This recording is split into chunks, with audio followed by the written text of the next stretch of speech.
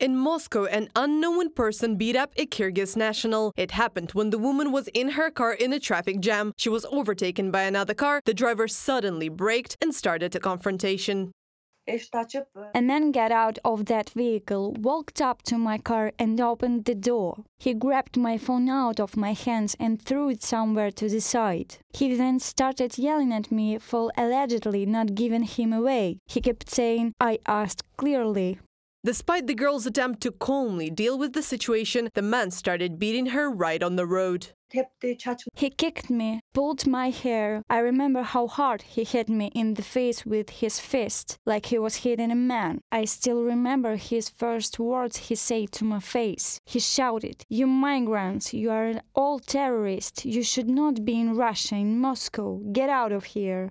Now, the police are dealing with the case, and the Kyrgyz Embassy in Moscow has taken the case under special control. The woman has been living in the Federation for 10 years. Attitudes towards migrants in Russia deteriorated sharply after the terrorist attack on the Kyrgyz city hall, she says. According to a report by the Sova Research Center, 16 attacks on migrants were reported in March 2024 alone. Among the victims are mostly Caucasian and Central Asian nationals. A total of 45 hate-motivated attacks have been recorded since the beginning of 2024.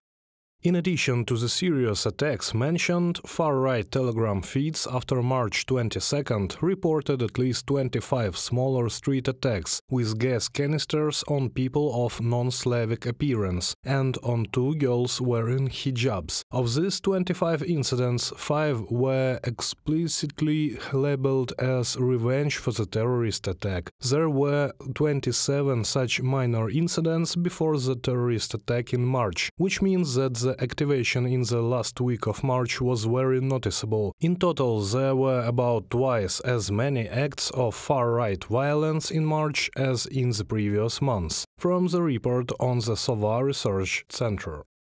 Xenophobic manifestations were recorded in Russia even before the Putin's full-scale invasion of Ukraine, but afterwards the conditions for migrants became much worse.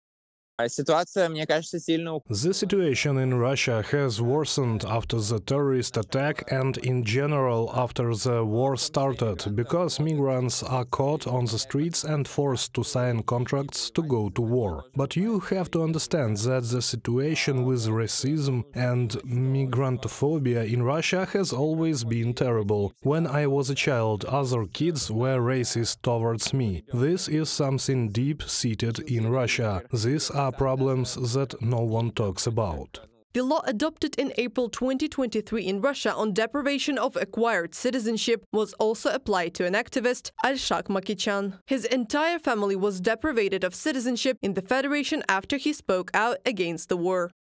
They have no rights. They are detained, deported, caught by police, bribed. They are people who have no rights, and when something happens, nobody talks about it. They just don't go to the police when something happens to them. When I was an activist in Russia, I received threats at protests, and I remember how reluctant I was to go to the police, because you realize they won't help you.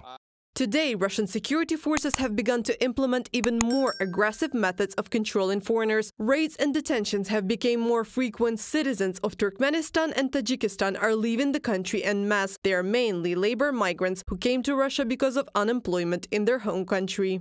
Reported by Anastasia Tarnavska, Yulia Granovska, UATV News.